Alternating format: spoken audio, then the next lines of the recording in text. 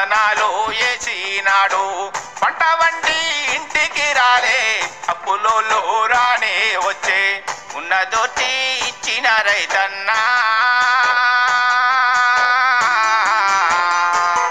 ఓ అన్నల్లారా, అన్న కడుపును ఆలోచించారా? తెలంగాణలో ఇప్పుడు ఉన్నటువంటి గవర్నమెంటు, మరి కాంగ్రెస్ గవర్నమెంటు, మరి రైతులు పంటలు గవర్నమెంట్కి వేయడం జరిగింది. అదేవిధంగా గవర్నమెంట్ త్వరలోనే నెల రోజులాయ ఇప్పటికీ మరి డబ్బులు పడలే రైతు అకౌంట్లో. మరి అదేవిధంగా రైతు బతుకు ఒక గవర్నమెంటు చేదోడు ఆదువాడక ఆదుకోవాలని, మరి రైతుకు లేట్ అయితే మరి సాలిమిత్తి కోసం సౌకర్ దగ్గరకు పోయే అవసరం వస్తుంది.